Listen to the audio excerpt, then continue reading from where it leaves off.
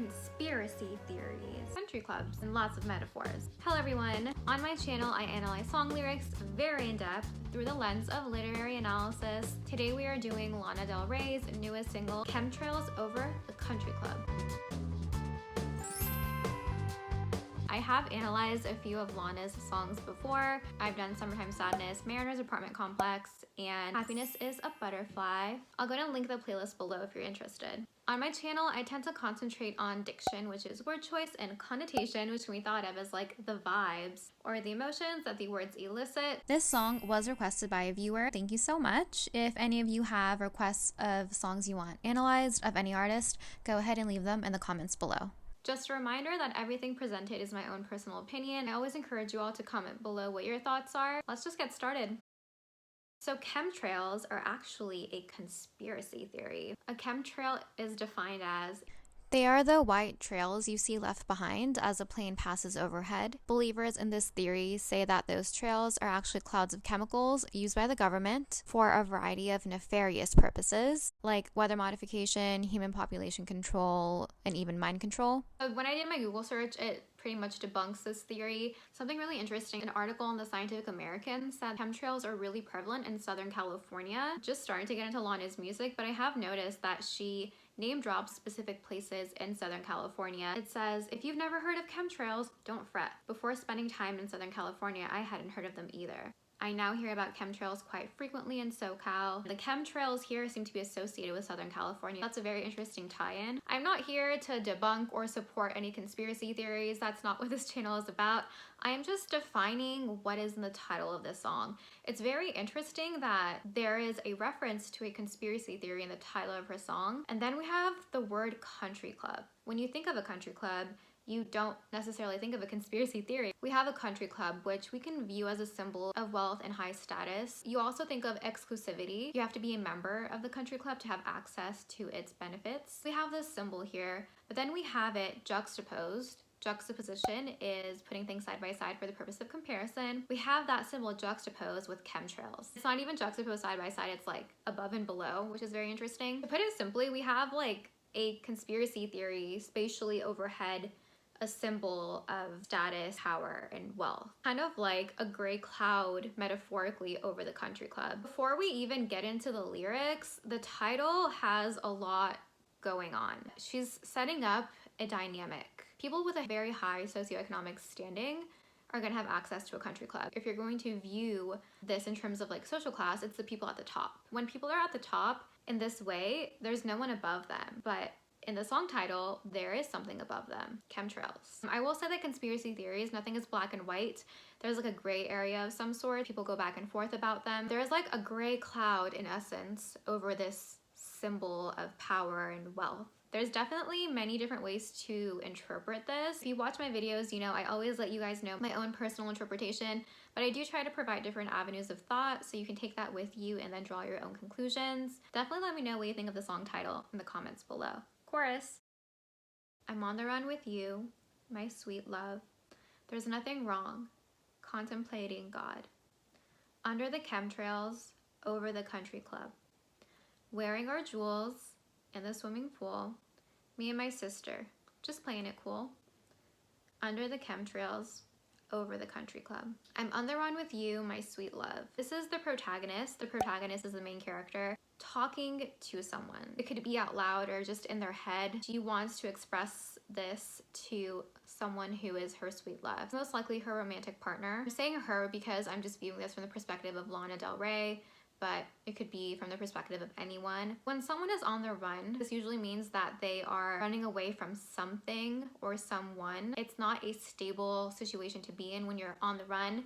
I'm sure you're gonna get like a lot of cardio, but it's not a positive thing. It's like they're running away together. This can be a very romantic thing, being on the run with someone. It's a very passionate thing. I've gotten into Lana's music more recently, but in the songs that I have analyzed, passion seems to be a very prevalent thing, especially in the song Summertime Sadness, where I argued that the passion kind of overtook the protagonist not in a good way. Again, I'll go ahead and link that below if you're interested, but there's a sort of passion here. Running away with your love also connotes a feeling of recklessness and irresponsibility. This is in direct opposition to what a country club stands for. A lot of them are in suburbs, families go there. It's kind of like a stable sort of symbol. She's saying, I'm on the run with you. That's not a stable situation. There's nothing wrong contemplating God. We're being told they're not running away from something in a bad way. They're just having an existential moment, if you will. They're not set in their viewpoint towards the world. They are in search of something, looking for answers. Again, this connotes a feeling of instability. They're not contemplating God in a religious location. They're choosing to contemplate God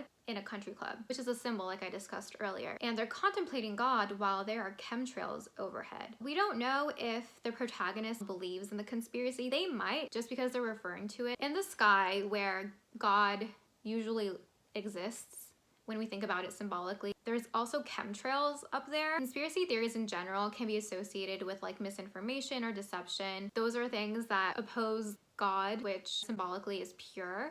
Also, if we are to believe that the protagonist believes in the chemtrail conspiracy, then that means that there are like toxic chemicals in the sky where God is supposed to be. So there's a lot of factors to consider here. Like I said, I'm trying to provide different perspectives for you so you can kind of figure out which perspective is more meaningful to you. There's just a lot of stuff going on in the sky, imagery-wise and metaphorically.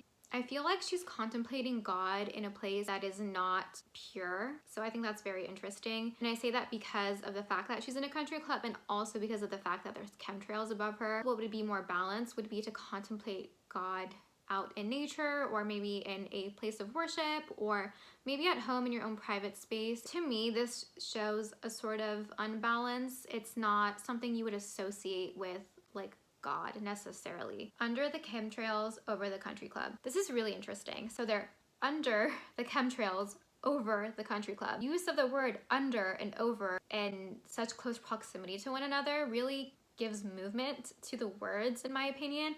Under, over, there's like movement going on. I think this really mirrors the feelings and the thoughts that the protagonist and her love are having because they're on the run. So there's movement like physically. I'm sure they're on the run in a car. I don't think they're like running across the world, but you know what I mean. There's movement physically or geographically, but there's also movement internally, movement in their thoughts and their beliefs. They're searching for answers. They're contemplating God. So their beliefs are in movement. Their thoughts are in movement. Emotionally, spiritually, there's movement. So there's a lot of movement in the protagonist's life, externally and internally, but there's also movement in the words, under and over. It's making you visualize it.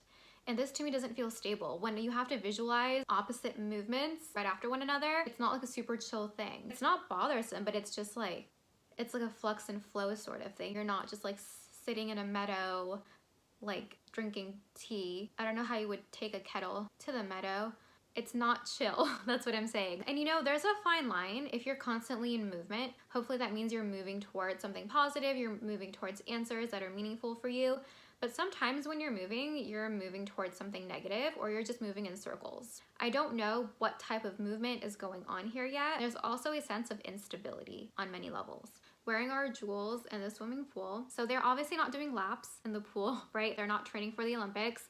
They're wearing their jewels in the swimming pool.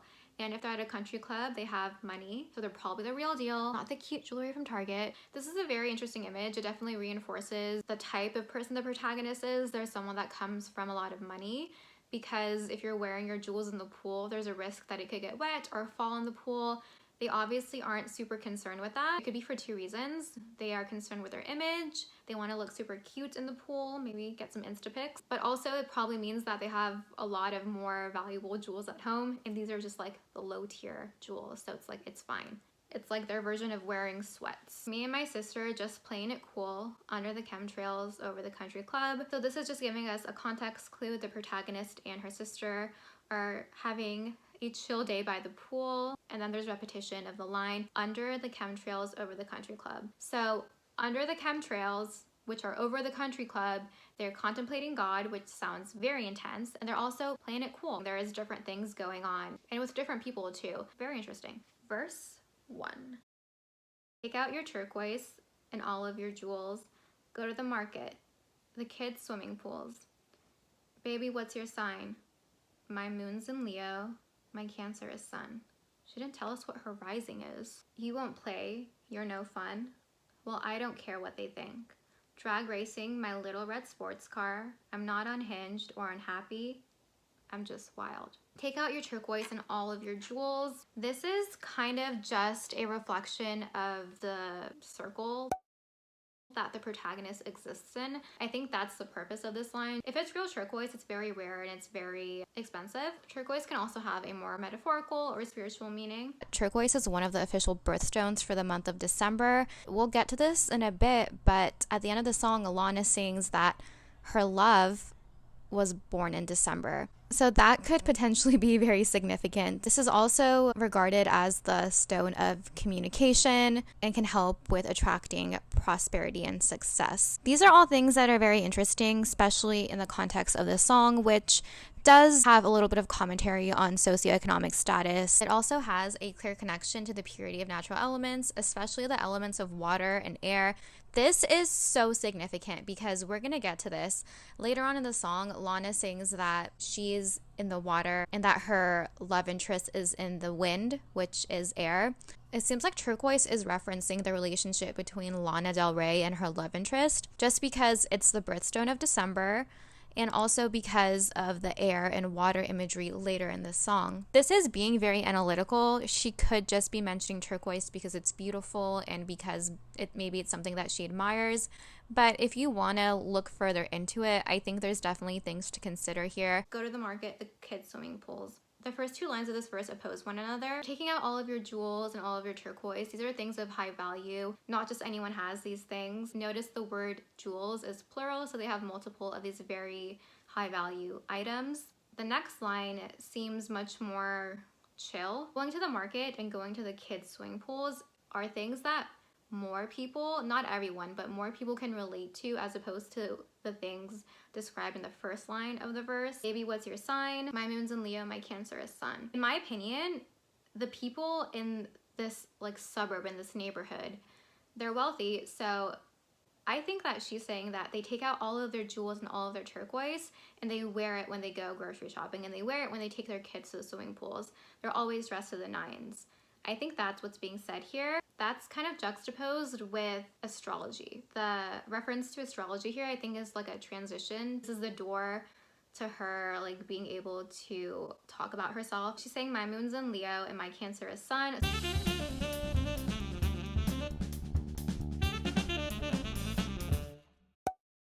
Before I get into this, I do want to state that I'm not an expert in astrology. I know very basic things. Astrology is a very nuanced field, so if you are interested in this, I would suggest you do more research into what I'm going to talk about, and maybe you can find a lot more significance and tie it in with this song.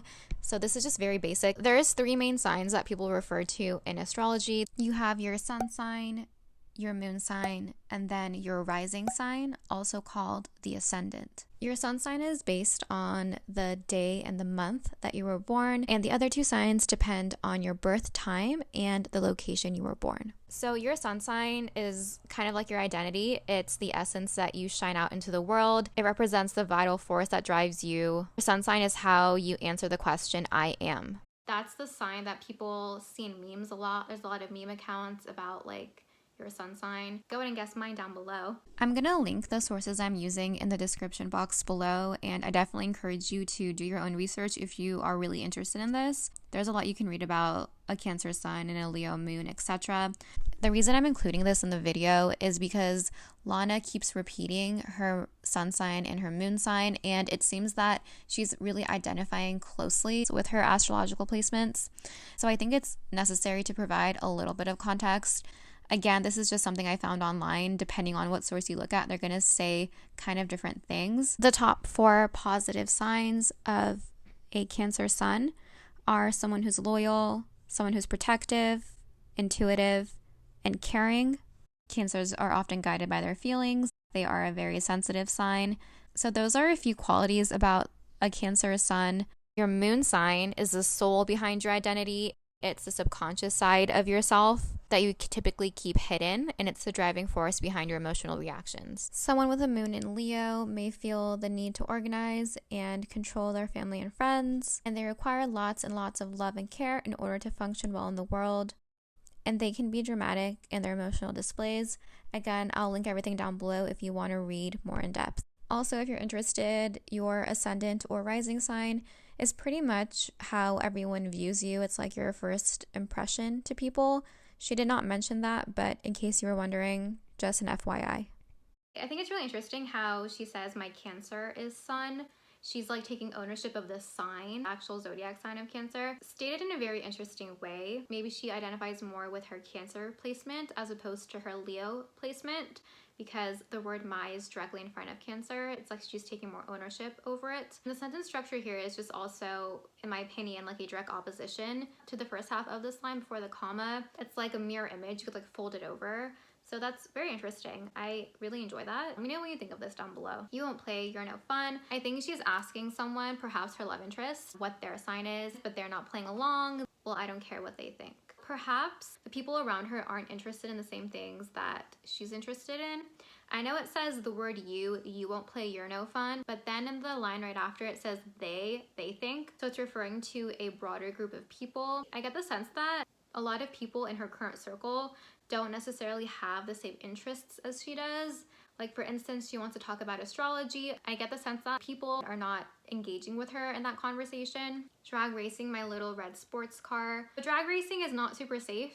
Cars are going very fast. It's also like illegal, I'm pretty sure. A little red sports car. Again, I'm newer to Lana's music, but one of you guys actually commented, I'm gonna put the comment up here, on one of my lyric analyses. I think it was for Happiness is a Butterfly. And they mentioned that there's a lot of vehicles and cars in Lana's lyrics. And look, another song and we have like a car. Sports cars are usually more luxurious, so we know that she's wealthy, but she is drag racing this car. She's doing something very unstable in this car. The way that the car is being portrayed here reminds me of Summertime Sadness. In that car, there was a lot of reckless behavior going on. They were like on the coast in the dark, driving very, very fast, and she like wanted to die by his heavenly side. So there was like a lot of like kind of scary stuff going on. Like I was very concerned for her. Now I'm concerned for her again because she's also going very fast and doing not legal things in her car. I think here the drag racing my little red sports car is kind of indicative of the unstableness that she's feeling. This goes directly with the unstable feelings that I described in the first verse of this song. I'm getting the sense that she is existing in a place that's more conservative, the country club. Her true nature is not super conservative. She wants to talk about astrology. She's drag racing her car. She likes to have like an adrenaline high. This could be a metaphor or this could be literal. And that's not necessarily something that people in a country club are in tune with usually. The color red is very important. I talked about the color red a lot in my lyric analysis of Summertime Sadness. It's interesting, it's stated here again. I talk about how red is very passionate and fiery, and passion can be a beautiful thing, but it can also kind of go over the line and become very terrifying and control you and cause you to lose it a little bit. It's very interesting that I'm getting that vibe, and then the word in the next line says unhinged. So there's definitely stuff going on here. I don't think it's positive. I'm kind of concerned a little bit. Not as concerned as I was in Summertime Sadness. I love how she has to explicitly state that she's not unhinged or unhappy. This shows awareness that what she's saying makes her seem like not chill, but she says she's just wild. Her true nature is in direct opposition to what a country club stands for. Maybe when she's in the country club, like in the pool, and she's looking up at the chemtrails, perhaps she identifies more with the vibe of the chemtrails, which are like out of reach, as opposed to where she's at, directly inside of a country club. It's very interesting. Then we have repetition of the chorus, verse 2. Meet you for coffee at the elementary schools. We laugh about nothing as the summer gets cool. It's beautiful how this deep normality settles down over me. I'm not bored or unhappy. I'm still so strange and wild. This is a very interesting verse. Let's break it down. Meet you for coffee at the elementary school. I'm getting the vibe of like PTA meetings. Perhaps she's a parent and they're gonna go like organize a bake drive. I hope they make cupcakes. This shows me that she's a mom and she is living that hashtag mom life. This is part of her social interactions, right? She's not going to a coffee shop for coffee. She's going to an elementary school. We laugh about nothing as the summer gets cool. So the summer getting cool means that it's fall time, back to school season, hashtag fall vibes. We laugh about nothing. Sometimes it's fun to laugh about nothing. It means that you're really like in tune with someone. But here I get a more negative connotation. She mentioned that she's wild, and I wouldn't necessarily think that someone having a wild nature would enjoy going to PTA meetings. I think that someone is wild, they're passionate, and they want to talk about things that matter and not just small talk, which is what this is referring to. I'm getting the sense that this protagonist has to engage in behavior that is not in line with their true nature. It's beautiful how this deep normality settles down over me. I love this line so much. You know how like when people are guilty of something, they state it very explicitly and you wouldn't have even considered the thing that they're saying until they brought it up? An example. Pretend you're like babysitting and you walk into a room and then the kid's like, the vase isn't broken, it's completely fine. You go look at it and it's like super glued together. Her saying that it's beautiful, how everything is normal and how much she loves it, that's a red flag. She is literally not okay with this. Like she's trying to cover it up and fit herself into a role that is not meant for her or made for her. She is like not happy right now.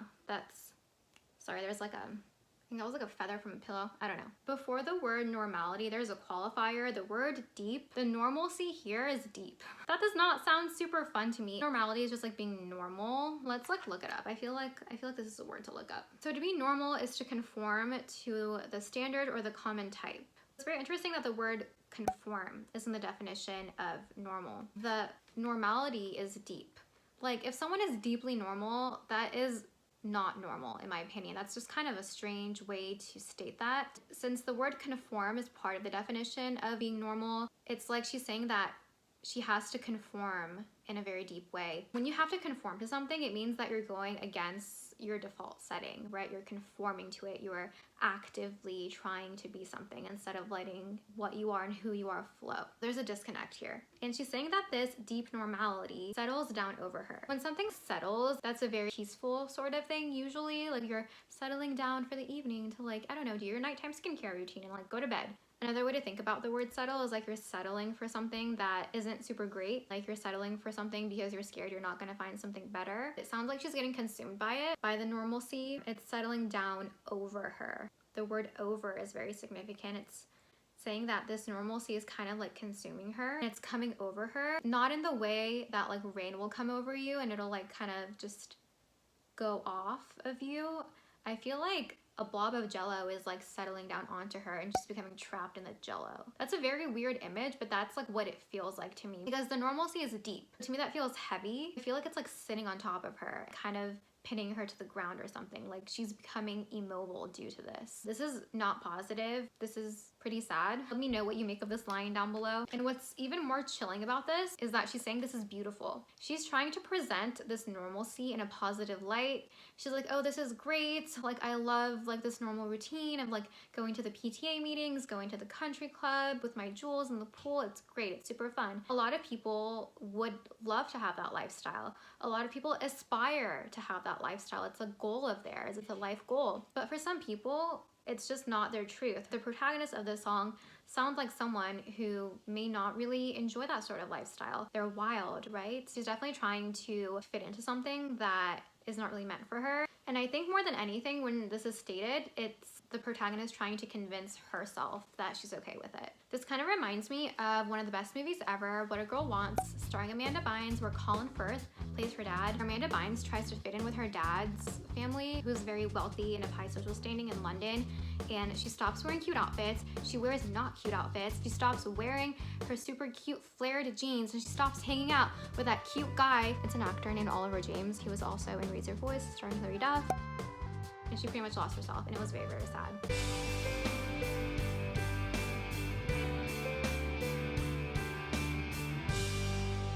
So this is the same thing that's happening in this song, except this one is a lot more somber and intense. And I don't know if there are any flared jeans involved in this song. It'd be cool if there were. We'll just pretend that there are. I'm not bored or unhappy. I'm still so strange and wild. Like I said, when you explicitly state something when nothing was asked about it, it's suspicious. I don't think anyone asked her if she's bored or unhappy. I think she's just stating it. Or it could just also be an internal reflection. I think she is someone who kind of wants it all. She wants to be able to fit into this normalcy and still at the same time be so strange and wild. There is a direct opposition here, and this is kind of tying in the feeling that we had from the first verse. You're in the wind, I'm in the water, nobody's son, nobody's daughter. Watching the chemtrails over the country club. Suburbia, the Brentwood market, what to do next? Maybe we'll love it. White picket chemtrails over the country club. So I think this is talking about the protagonist and her love. They are in the wind and she's in the water. Water imagery I've talked about a lot. Went into it pretty in depth in my lyric analysis of the song Cardigan by Taylor Swift. I will link that below if you're interested. Water is usually very purifying. It's a very cleansing entity. They're in the country club, so they're in a pool, so it's chlorinated water. So it's like clean, but it's not the purest form of water. So I don't know how cleansing this imagery is. I don't think this is as cleansing as like water in a river or even an ocean, but it's still water. She could also literally just be in the pool, but I tend to take things metaphorically. One thing that I found very interesting, I don't know if this is a coincidence or not. Cancer is her sun sign. Cancer is actually a water sign, so I think that's why she's in the water. It kind of made me think that she really identifies with her sun sign. Her love is in the wind. Literally, he could be standing in like the breezeway where there's a lot of wind, or perhaps he is someone whose energy is like very light and go with the flow. The wind carries things to different places. If the wind is very strong, it can take like, I don't know, like leaves from like one place and take it all the way across town. If the wind is very strong, that's a storm. That's very interesting. Wind is definitely something that's very dynamic, and the wind also can change the water. If there's like a lot of wind, it can cause the water to move very intensely. The water cannot affect the wind in any way, so that's very interesting. This also reminds me of A Walk to Remember. Our love is like the wind, you can't touch it, but you can feel it.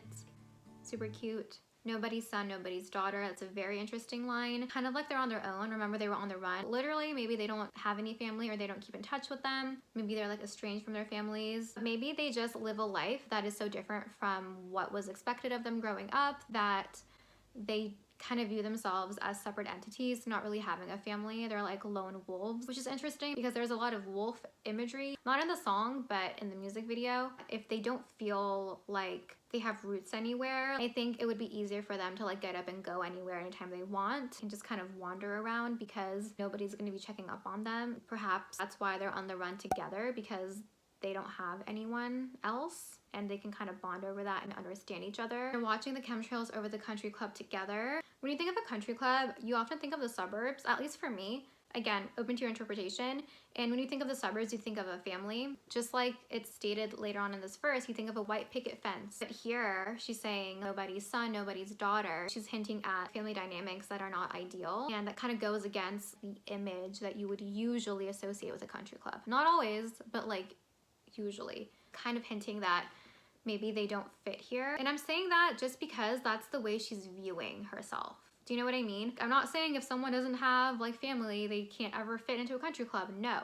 The fact that she is viewing her and her love as being nobody's son and nobody's daughter shows her viewpoint towards herself and her partner. So she's viewing herself in a way that is in opposition to what like country club may stand for. She's like, we don't have the idealistic past, but yet we're still here in the country club and we're looking at the chemtrails. Very interesting. Like they're looking up. A lot of times when you look up, you're looking for answers. You're looking for a relaxation if you want to watch the clouds go by. The chemtrails here are very interesting. It's kind of like they're a symbol, something going on in the background that you're not aware of. That is a dark cloud of some sort. That's how I'm viewing it. Like something lingering there. The country club is there, but the chemtrails are above it. Something doesn't fit. And I think that's how the protagonist feels. Like she doesn't fit. Suburbia, the Brentwood market. I had to Google Brentwood, California to see if it was a suburban place or if it was something that was in opposition to suburbia. This is a map of California. There are actually 2 Brentwoods in California. There's one in Northern California that's close to San Jose. And then there is Brentwood that's actually part of Los Angeles. LA, and that is the Brentwood that Lana is referring to. Brentwood, Los Angeles is a neighborhood on the west side of Los Angeles. This is a very wealthy neighborhood. You see here that it's referred to as one of LA's most glamorous neighborhoods and one of the poshest neighborhoods in Los Angeles. A lot of Hollywood celebrities live there, and there's a lot of attractions. If you read more about it, you actually see the Brentwood Country Market referred to, which is what Lana refers to in this song. The Brentwood Shopping Market is a local shopping village. It's become a tourist destination because a lot of celebrities are seen there. Lana is really providing us with setting clues here. This is taking place in Brentwood, one of the very wealthy neighborhoods in Los Angeles. So this is giving us an actual setting where this suburbia lifestyle is taking place. She's painting a picture, suburbia, Brentwood Market. The setting for Lana's music I found is usually California, and we know that chemtrails are very prevalent in Southern California, so I'm pretty sure this is referring to Brentwood, California. What to do next? Maybe we'll love it. White picket chemtrails over the country club. When you are wondering what to do next, it means you've already accomplished something. You're wanting to improve and grow and go up that mountain. Or instead of going up the mountain, you want to go on a different path and go up a different mountain. So they could want to do something and grow in the same vibes that they're in, or they may want to go rogue and leave the circle that they're in, because it sounds like deep down she's not vibing with it. It's not really something that fits for her. I wonder if this is something that fits for her partner. Maybe that's why she's trying to make herself fit, or maybe because it's something that's very idealized in society, this sort of lifestyle. Maybe we'll love it. There's a few different ways to look at this. You could be saying that the next thing we'll do is something that they might actually love, which suggests that they don't love what they just did. Maybe she's just hopeful that they'll finally do something that they love. White picket chemtrails over the country club. So white picket is a reference to white picket fences that I mentioned earlier, just like the nuclear family, like 1.5 kids, golden retriever. But she's referring to the chemtrails as being white picket chemtrails. This is a very interesting juxtaposition. This has a more sinister vibe to the white picket fence idealism. Oh, she could be suggesting that this whole white picket fence idealized life is a conspiracy, in her opinion, right? She's in it. She's like, this is a sham. This is not for everyone. This isn't like all it's made out to be. It's not the ideal life. She could be making that point. That's definitely a possibility. When she's referring to the chemtrails as being like white picket, she's in a way like associating it with the suburban lifestyle, and she's saying that these chemtrails belong here. That to me is kind of sinister. There's a lot of things that are not where they're supposed to be. There's something brewing here, which is exactly what I said in the song Summertime Sadness. There's like something in the background that's not chill. Maybe she's like realizing the truth about this life, the truth for her, and she's not vibing with it. Or maybe she just doesn't like fit in, and that is like manifesting in a way that's not positive because she's trying to make herself fit in. There's definitely something brewing here in my opinion. Let me know if you agree or not down below. Verse 4. My love, washing my hair, doing the laundry, late night TV. I want you holding me. Like when we were kids under chemtrails and country clubs. It's never too late, baby, so don't give up. It's never too late, baby, so don't give up. Under the chemtrails over the country club. So she is discussing this with her love. Again, perhaps she wants this life because her love wants this life. Washing my hair, doing the laundry, is just doing basic things, doing your chores, errands, that vibe. Late night TV, I want you holding me. Late night TV can often be nostalgic. A lot of times they play reruns of older shows, so that could be causing the protagonist of this song to think back to when they were kids. When she says, I want you holding me, this shows that she wants to feel close and intimate with her love. When you're holding someone, you feel secure and safe. So when you consider these two things, the nostalgia and wanting to feel close to your partner, there's a lot of feeling here. Before this, there was a lot of explanation of the life she was living and the suburbia in which she exists in. This is definitely a more vulnerable side of the protagonist. When she mentions, like, when we were kids, this suggests that she and her love have been together for a while, so they have history together, and they really are a unit. This makes me think back to the lyric, nobody's son, nobody's daughter. They really seem like kindred spirits. Like when we were kids under chemtrails and country clubs. To me, this is suggesting that her and her love had always been in country clubs. This is their lifestyle. They're not new to it. She wants that passion again. She was able to feel that passion when she was younger, but now that she perhaps has her own kids and she's playing the role of the adult, she is lacking that. I also want to note that now she says under chemtrails and country clubs, She doesn't say under the chemtrails over the country clubs. I get that this could just be a stylistic choice. It doesn't have to hold significance, but for me, the connotation is a little bit different. It seems more casual. When she kept repeating under the chemtrails over the country club, it seems more grand. It seems like a more heavy sentiment. It sounds more dramatic. She is talking about when they were younger, maybe things were lighter and more casual. Again, this is being very analytical, but when I hear under the chemtrails over the country club, I feel a little heavier. And when I hear under chemtrails and country clubs, I feel lighter. Totally a personal thing. I'd be interested to know if you agree with me or not. I just felt the need to include that because I do sense a change in my emotions, I guess, when I listen to that.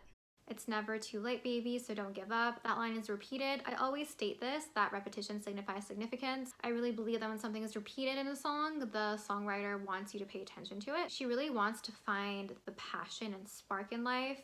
She's saying it's not too late. We can still find it. We can still be wild.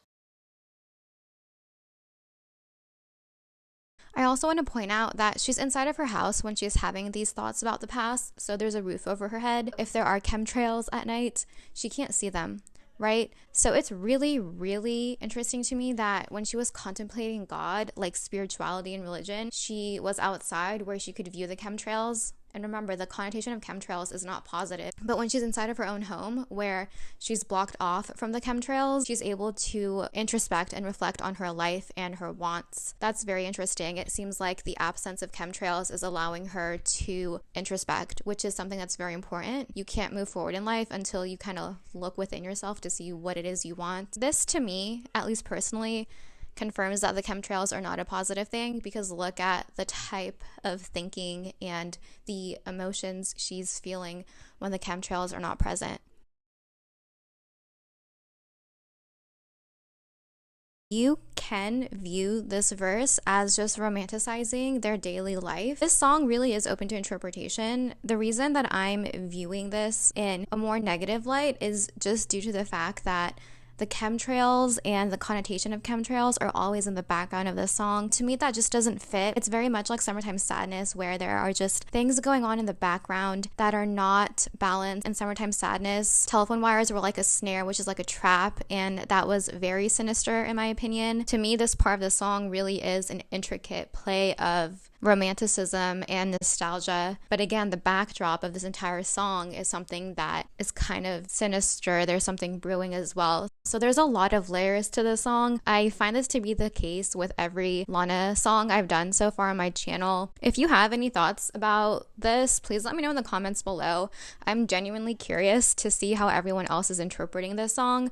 I didn't think that there would be this much depth when I first listened to it, but after reading the lyrics over and over again, there's a lot of depth here, and I really respect songwriting like this, where there's actual substance and themes and ideas being expressed.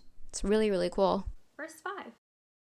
You're born in December and I'm born in June. My Cancer is Sun and my Leo is Moon. My Cancer is Sun and my Leo is Moon. You're born in December and I'm born in June. So she's a Cancer Sun. If you're born in December, you can be either a Sagittarius or something else. You can also be a Capricorn. You could definitely like see if there is compatibility between a Cancer and a Sagittarius and a Cancer and a Capricorn.